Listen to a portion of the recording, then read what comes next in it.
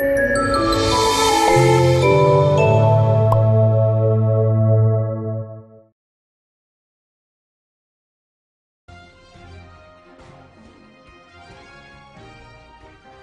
visit to Phnom Penh was his plenary talk in the World Economic Forum on ASEAN. As current chair of ASEAN, he addressed issues and challenges faced by the region, highlighting how the Philippines will sustain ASEAN's community building process, focusing on inclusive growth. Today, we have invited the cabinet secretaries who presented issues germane to the major thrust of the Duterte administration's campaign against poverty by providing employment and business opportunities through the Build, Build, Build infrastructure program, support to MSMEs, and tax reforms, all calculated to put more disposable income in the hands of the average Filipino. Later in the afternoon, the President will meet with members of the Filipino community at the Grand Ballroom of the Regal Airport Hotel before proceeding to Beijing. I would like to introduce to you Secretary Mon Lopez of the DTI, Secretary Artugadi of the DOTR, Senator Mark Villar of the DPWH, and Senator Ernie Pernia. Secretary. That's what did I say? Ambassador. Ambassador, all right, okay. My good, okay. Secretary Ernie Pernia of the President. and of course, Vince Dizon, President of BCDA. All right. Just to start, we'd like to ask them to give 1-2 minute presentations of what their position was and what they presented, or a summary. So I'd like to begin with Secretary Artugadi, to my left.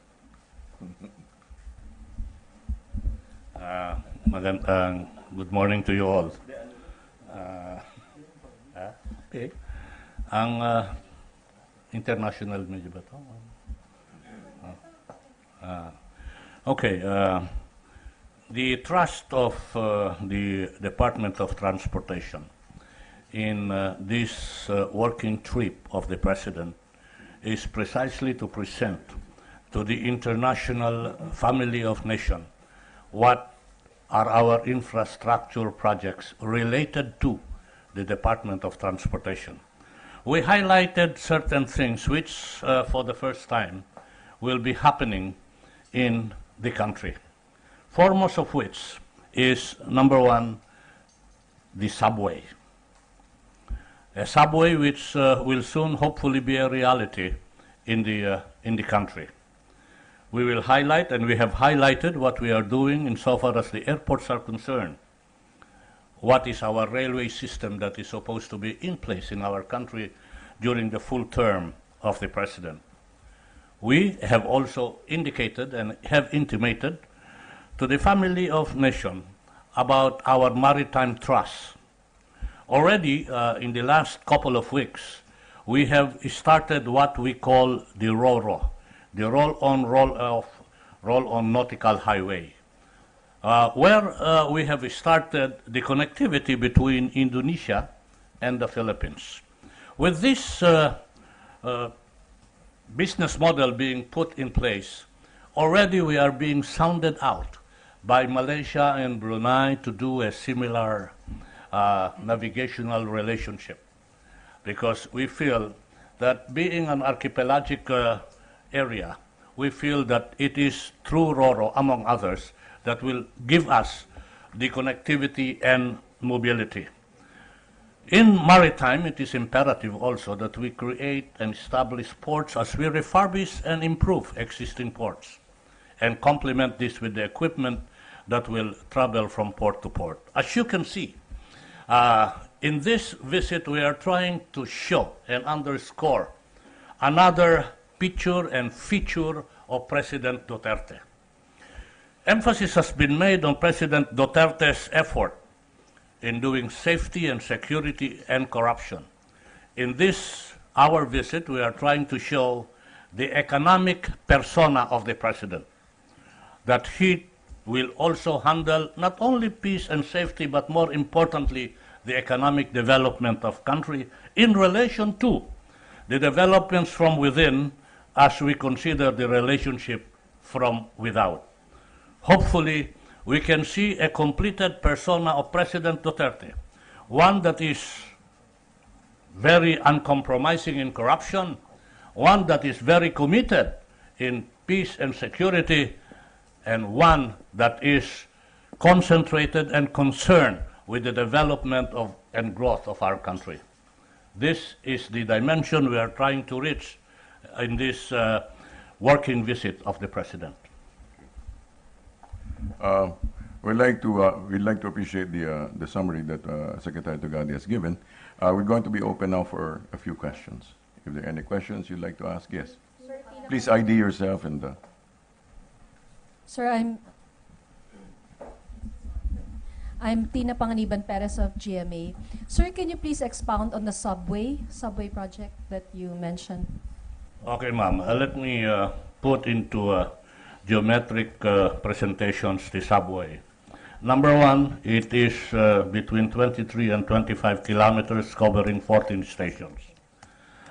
Number two, that there is a feasibility study that will be about to be completed. A feasibility study which will serve as the foundation in establishing the cost of the project, and it will serve as the trigger in doing our negotiation to have a financial package. And number three, we have mentioned before, as we would like to mention again now, JICA, which is spearheading this project, has agreed that the loan agreement between Japan and the Philippines hopefully will be formally signed in November, when Prime Minister Abe would have visited the country. The signing will be done, hopefully, between President Duterte and Prime Minister Abe. This is Doris Bigornia of ABS-CBN. Morning, sir. Good This morning, is in the signing between Abe and PRRD. This is in November. Yes, ma'am. Targeted to be November, in time for the ASEAN meeting of the world leaders. All right. And Hopefully, prior to that time, the details on the feasibility study, the engineering design would have been finalized and completed. And how much would the subway project cost, sir? Again, as I mentioned earlier, targeted ballpark number will be between 290 to 300 billion. However, as I mentioned earlier, a lot would depend on the engineering details, engineering design details, and the feasibility study. That is the ballpark figure. Okay. Sir, you said that this is in line with showing the other side or the other persona of the president, economics, progress, development, and how would this go hand in hand with the security situation in the country? Very well said, ma'am. Let me say that the security situation of the country will be one of the platforms upon which the build can fly and can go. Because you can build and build and build, but if there is no security and peace in the horizon or in the surrounding, where will the building go? Number two, I mentioned about no corruption. Again, this is another platform upon which a successful economic development program can stand. Okay? No corruption, it levels the playing field. But you have to marry this with two things. The no corruption, the peace and order, you have to marry it with two additional platforms upon which this build project stands. Ano ho yun? Number one is what we call transparency and accountability. Already in place, done by BCDA, spearheaded by BCDA, is what we call the Freedom of Information Platform, upon which you can see what are the projects, who are interested in the project, what is the status of the project, where is it going as of the moment you want to find out. Number two, as initiated and started by BCDA, we do live screening on bidding. Live screen ho, nakikita. That is full transparency. So, no corruption, peace and order, full transparency and accountability. The other platform upon which all these projects stand is what I call reducing processing time. Okay?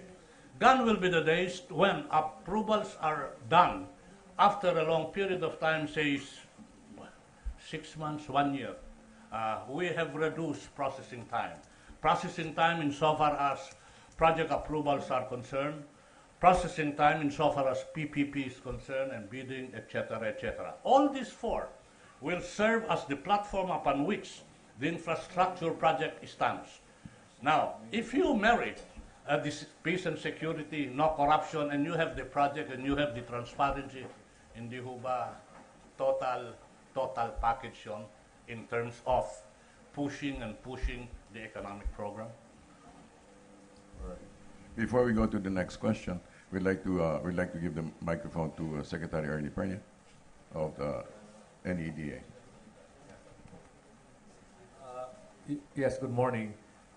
An important part of the conference that we have presented to the media and to the participants in the WEF forum is the Dutertenomics. Dutertenomics is simple, can be described as the thrust of the economic agenda of the president, which is regional and rural development. And regional and rural development is important because this will address the huge inequality in our country in terms of incomes across households as well as incomes across regions. And this is really the nub of the economic problem of the Philippines. And this regional and rural development will be accelerated by the Build, Build, Build program, which is concentrated more on the regions than on the developed mega urban industrial region comprising Metro Manila, Calabarzon, and Central Luzon. So most of the projects under the Build, Build, Build are in the regions. Those in Metro Manila will essentially be to connect better Metro Manila with the regions, so that not everybody will be concentrating in Metro Manila. Not businesses will not be concentrating in Metro Manila, but improve the access across Metro Manila and Calabarzon and the other regions, as well as among the regions in the outlying areas of the country, Mindanao, Visayas, and Northern Luzon. That's really the essence of Dutertenomics. And I'd like to add also that during the conference, marami po nagtanong kung paano po namin gagamitin ang budget, dahil ito po yung pinakamalaking budget sa kasaysayan po ng ating bansa.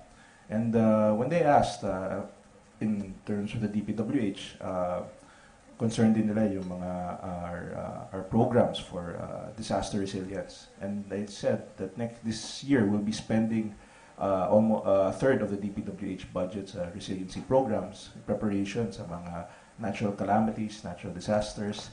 We've also allocated a fourth of our budget, 100 billion sa decongestion program, which is nationwide. So all these programs in the DPWH are designed to unlock the potential, kasi napakalaki po ang nawawala dahil sa traffic, dahil sa natural calamities, and we feel that this will be one of the ways in which we ensure na tuloy-tuloy po ang paglalaki or pagtataas ng ating GDP growth. So, and it's also important that the President was also very adamant that under this administration, wala pong corruption. We'll have zero tolerance for corruption in all these projects, in all the agencies.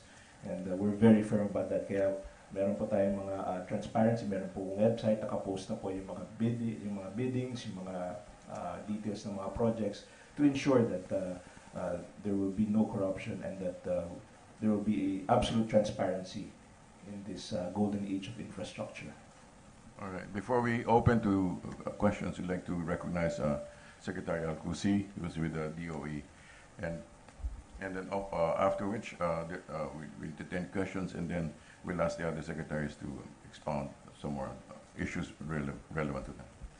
Any questions? Q&A? Yes. Ben Tishorna from CNN Philippines. I'm just curious as to the reception of the international business community when presented that Duterte economic persona. What was the reception? We can ask either Sec. Mon or Sec. Green.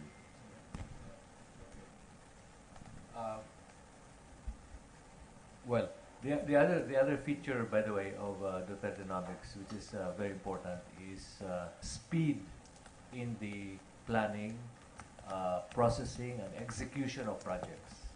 So, meaning that we are going to depart from the practices of previous administrations for projects to take so long to get processed and implemented. So, President Duterte is action-oriented. He admits that he's impatient because he wants to get things done quickly in order to alleviate the suffering of people in the regions. Poverty alleviation, reduction, and inclusive growth. These are really the features of Dutertenomics. Okay. So what was the reception? Sec. Mon. The reception. The reception was pretty good. As you could perceive and infer from the reaction of the media as well as foreign personalities who were in the press conference and in the presentations in the different fora of the Dutertenomics and the build. Thank you. Sige. If I may add, siguro it's about time we correct also the misperception on the president. You know, every time we're out and we usually accompany the president, he's the one that's really becoming some kind of an economic ambassador as well. He's not only known for the drug campaign, anti-drug campaign, addressing criminality and all that. That's very well recognized, and the international community also understands that those are the basic foundation if we are to develop a very robust economy. What I meant by becoming an economic ambassador, he's the one, whenever he's faced with the leader, the counterpart, you know, he's the one promoting trade. He's saying, please let us balance the trade. We import more from you, for example, that's practically true with respect to China, our trade deals with them, even with some Middle East countries in our last visit, has been the one saying that buy more of our products, Philippine products. He will be also inviting investors to ride on the economic growth that we're having. That he will mention the infrastructure program in general, and then he will lead to, you know, this infrastructure program will help prepare our economy, you know, to absorb, to encourage more investments. And then, kasi itong mga infrastructure programs are not only the roads and the transportation, these infrastructure programs actually help bring down cost of doing business. And pag naririnig na ng ibang ng mga foreign investors, they automatically would realize that it's getting to be a better business environment for the Philippines. So sasabihin niya, more investments, come to our country, invest, and minsan may sinabi pa nga siya, invest and get rich. No? Parang you ride on the economic growth, because he would say that we have a huge population, the growth rate is also high. Sasabihin niya yung mga 6.9%. And yesterday, after we reported to him that our exports figure grew 18%, natandaan niya, and he mentioned it during the forum. Sinabi niya, yeah, our industry is up, economic growth is up, even exports is up. And then sabi niya rin, the investments from China also grew. And then exports, he cited $2 billion, because which is true. As you know, after we've strengthened that relationship with China immediately ordered $1.7 billion and another $100 million on actual purchase orders. So he can really present the bright developments, the very good developments that our country is experiencing. And he's really pushing for that because he knows those things, investment, trade, industrial development, developing competitive industries with all this infrastructure development, alam niya, this will create jobs.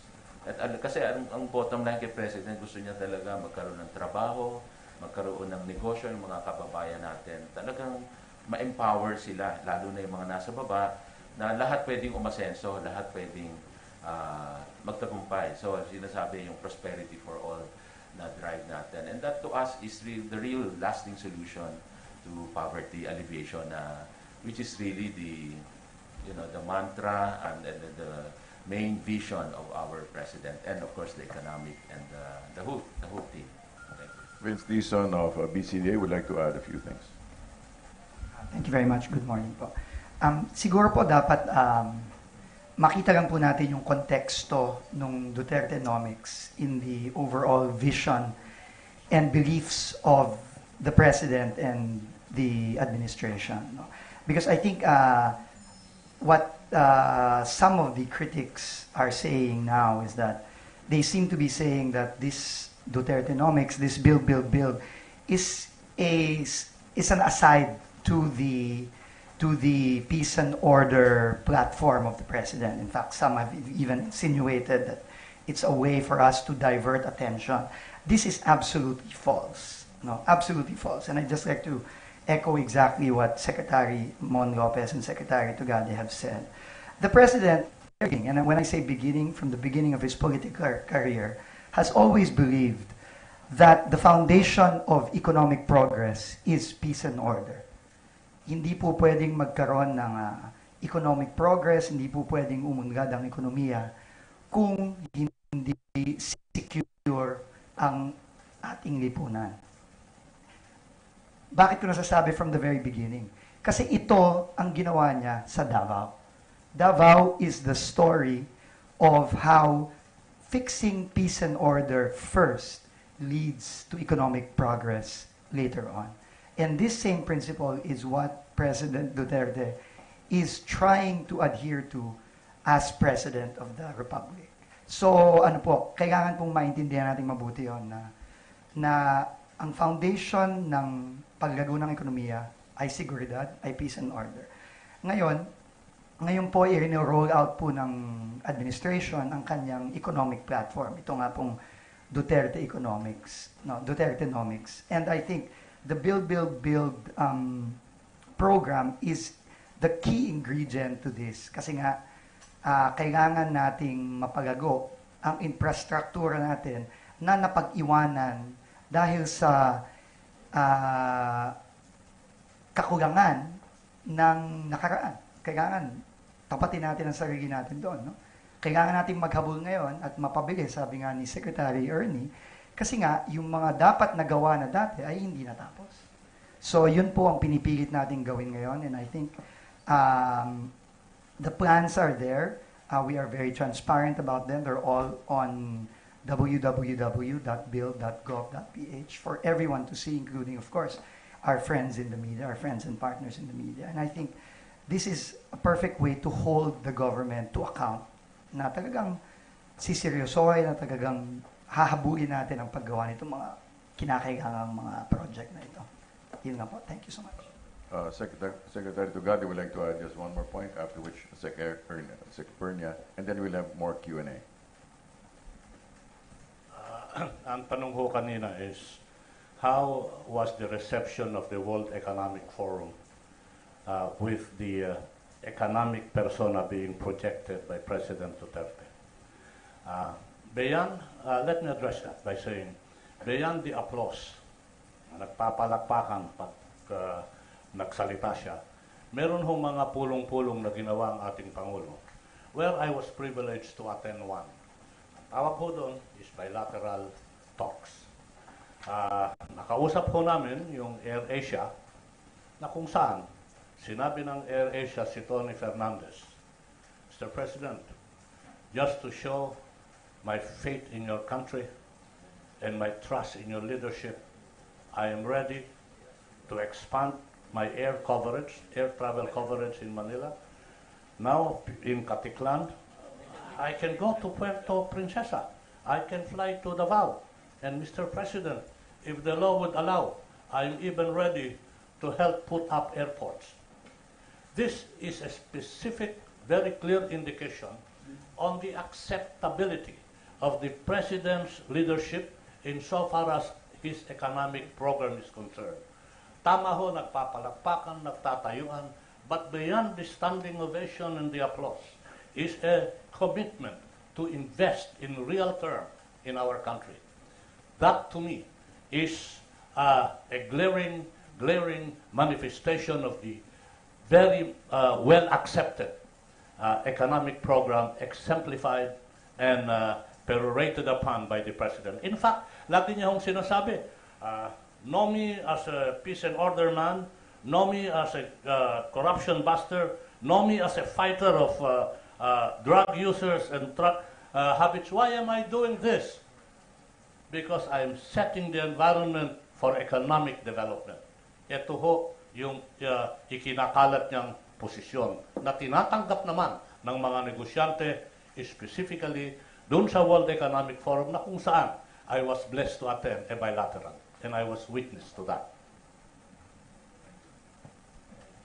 I just want to add on what BCDA President Vince Dizon made about the importance of peace and order for the economy to thrive. And if you recall, shortly after, or even before the President assumed office, shortly after he was elected, there was a 10-point agenda, socio-economic agenda that was discussed, that was presented to the media by the President's people at the time. And actually, it's not a 10-point agenda. Remember this, it's a 0 to 10-point agenda, socio-economic agenda. And the 0 is precisely peace and order. Fighting criminality, fighting corruption, peace and order, fighting smuggling, and peace and order. And that's because 0 is the origin of the 1 to 10 points socio-economic agenda. It's the bedrock that has to be addressed. And this is what the President had been harping on during the campaign as well as now. He's addressing that main bedrock of the 10 points economic agenda so that the 10 points economic agenda can materialize. Without this bedrock, then it will be difficult for the economy to thrive and flourish and for the country to prosper. So don't say that it's a 10-point agenda. It's 0 to 10-point socio-economic agenda.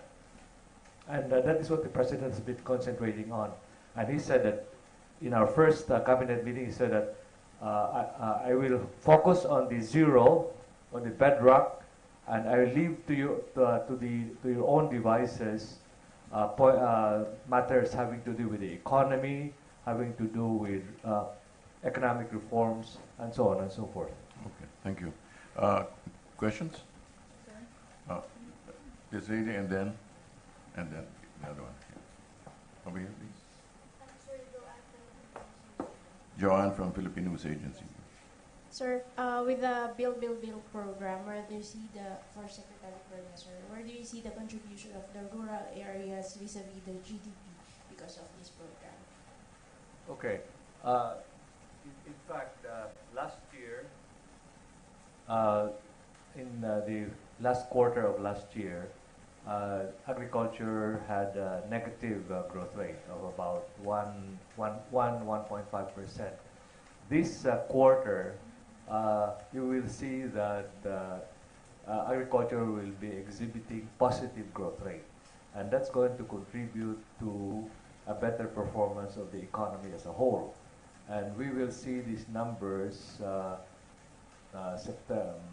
May 18 is going to be the official date of presentation of the first quarter performance of the economy, GDP, and then as well as performance by sectors of the economy will be presented May 18. And we are quite upbeat about what the GDP growth rate will be because of the uptick of the agriculture sector, exports, investments, as well as manufacturing. So we're crossing our fingers, but we are crossing our fingers on the positive, on the upbeat side for the performance of the economy during the first quarter of this year. Thank you. Next question, please. Sir Brenda Carriazo from Bandera. Sir, you mentioned of peace and order and inviting investors to invest in our country. Pero may issue tayo sa terror threat, especially now that some tourists have canceled their bookings in Palawan in light of the terror and kidnapping threat. So, paano niyo po i-convince yung na it's still safe in the country?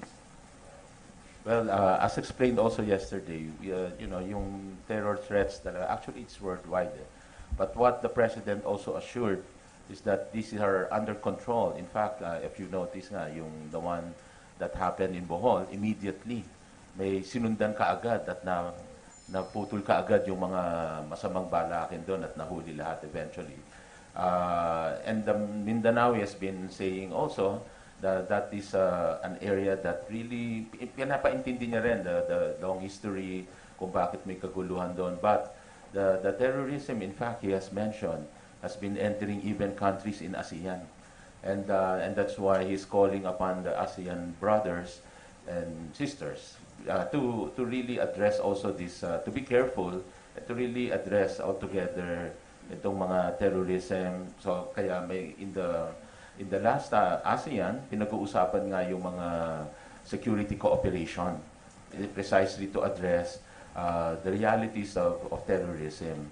But in our country, as you know, that's being contained very well and full force ang sinabi rin ni Presidente yung approach niya that he has been using all resources of government, military, police to really run after the terrorist groups, no?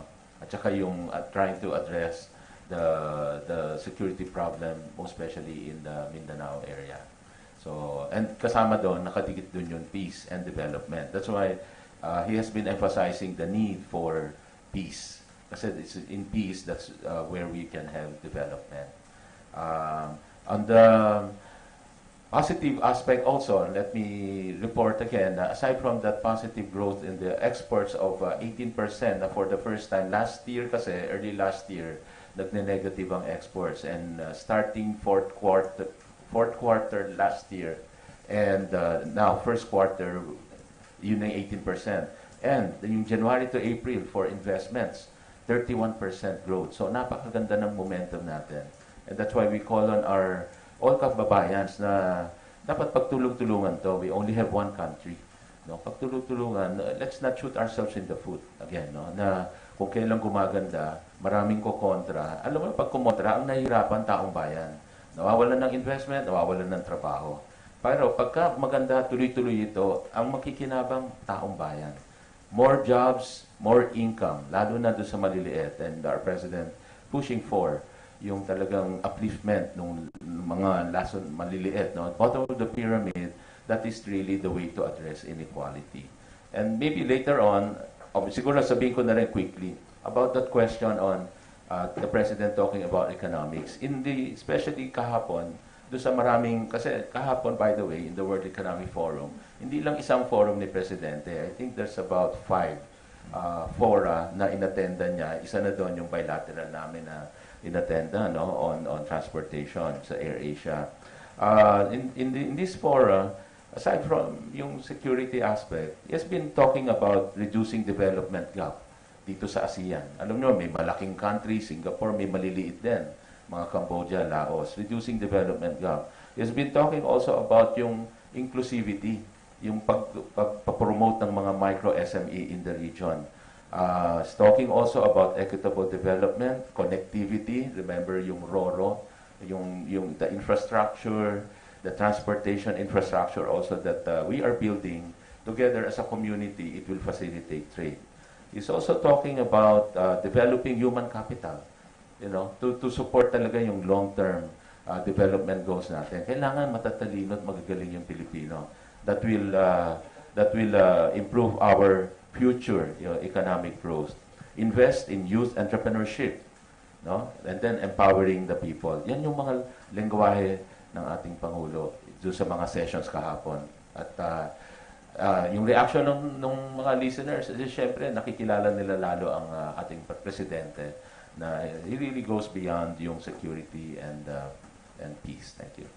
We're going to be having the last 3 or 4 questions. Before that, we'd like to give the floor to Secretary Cusi. Good morning. Thank you, Sec. Abella. In yesterday's WEF forum, in the Dutertenomics, actually we highlighted, this administration highlighted that we are in a hurry to improve the lives of the Filipinos.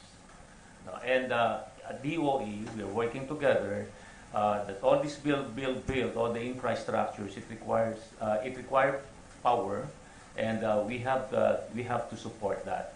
That we highlighted also that the Philippines in the energy sector, we are open for business. There is an opportunity under this Ambition 2040 for around $100 billion investment in power. So we pointed to them the locations where the power plants can be put up, and we are inviting investors of all the nationalities. So the importance of this Dutertenomics, as I said, is that we highlighted the urgency that we have to work fast to improve the lives of the Filipinos. Thank you. Sir, last na lang. Good. Yes. Sir, President Duterte mentioned about drug-free ASEAN. What was the response of the ASEAN members in the light of our issue on still EG case?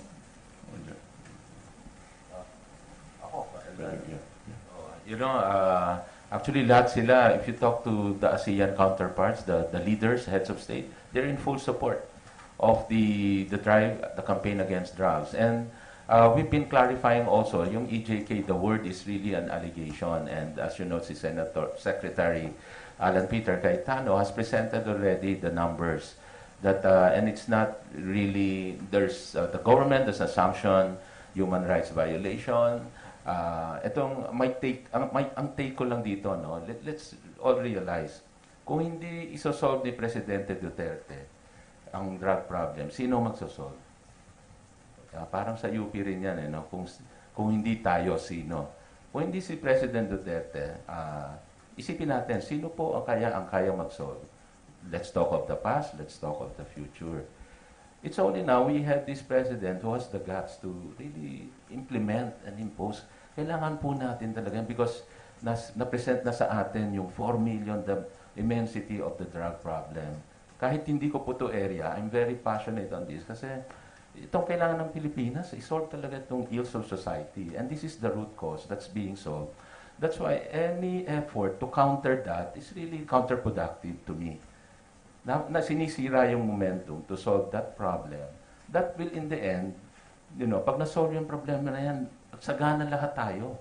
Hanggang may problema yan, talagang meron pa rin tayong magiging kahirapan and lack of development. So, it's really important. And the numbers presented, presented by Senator Cayetano na it's not the 9,000. It's ang maraming peaceful arrest ang talagang related sa police killings or the 1,000 plus. And that it's not really EJK but you know, yung hinuhuli, lumalaban. So sabi niya naman sa police, huwag naman kayo magpapatay. No? So talagang lumaban din kayo at hulihin nyo. So yun lang yung clarification po doon. And after those talks, full support ang mga leaders because I think they think that way also. In their countries, they are solving it that way. Sir. Question? Yeah, I'm Ben Rosario, Manila Bulletin. We are pushing for new projects, but recently, yung Commission on Audit asked government to be more decisive about previous projects of the past government. And it is referring actually to the North Rail project na nung kay Macapagal Arroyo pa. And according to COA, it still has 1.5 billion from DCDA. Anong gagawin natin dito? Can I handle the issue of North Rail? Please be patient a little bit more.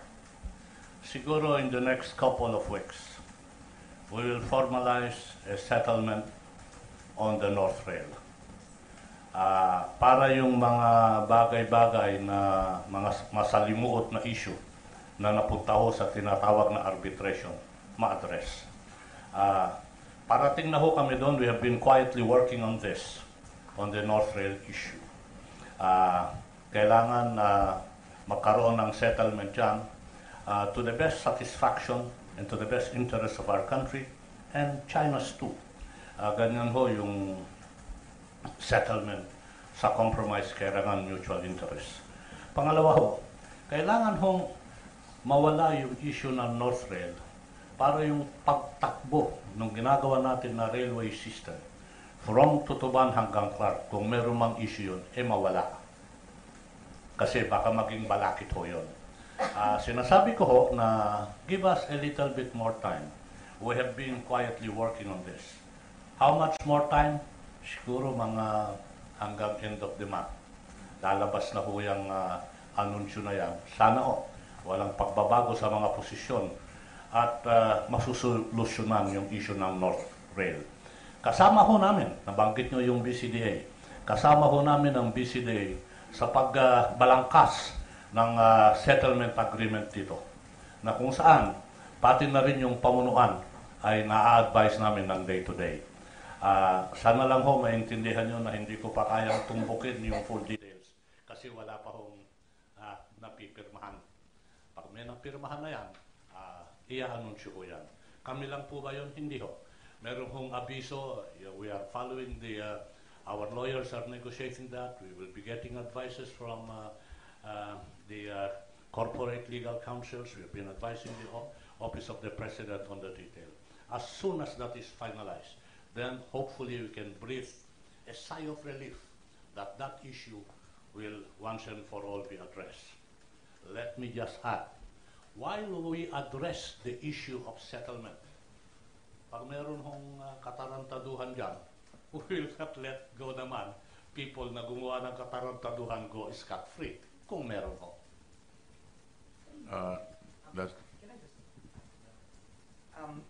Sorry, I think ang isang importante din, salamat po Sir Ben sa tanong mo. Pero siguro dapat pag-usapan natin yung prinsipyo ng pagtutuloy ng mga proyekto.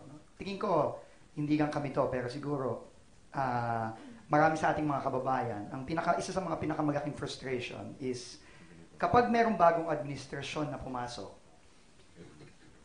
lalo na kung yung administrasyon na yon hindi kakampi nung nakaraan. Ang madalas nangyayari po sa atin ay halos lahat ng mga proyekto na sinimulan nung nakaraan, hinihinto at hindi tinutuloy ng bago. Hindi ba po? Kaya nga ho, yan ang isang problema natin, tapatin natin ang isa't isa. Kaya marami sa mga proyekto natin na magaganda, kahit magaganda, hindi natatapos kasi nga, hindi natutuloy. Tingin ko yun po ang isa sa mga pinakamalaki at pinakaimportanteng pagkakaiba ng Administrasyong Duterte. Kasi ang Administrasyong Duterte po, simple lang. Kung maganda yan para sa bayan, kung makakabuti yan sa ating mga kababayan, kahit na sino pang nag-umpisa niyan, tutuloy at sabi nga ni Secretary Artugade nung nakaraan, sisiguraduhin namin tatapusin yung mga project na yan para mabenepisyohan naman ang ating mga kababayan. Example lang po, yung NLEX, SLEX. Ano pa po yan Time pa po ni President Ramos, di ba, Secretary Mark? Pero dahil nga po, hindi sinimulan nung bagong papasok na administrasyon, na-delay po ng na-delay. Dapat po, ilang taon na, tapos na yan At dapat, siguro mahigit kalahati ng traffic sa EDSA ay wala na dahil doon lang dumadaan Pero yun po I think ang importante And yung sa North Rail,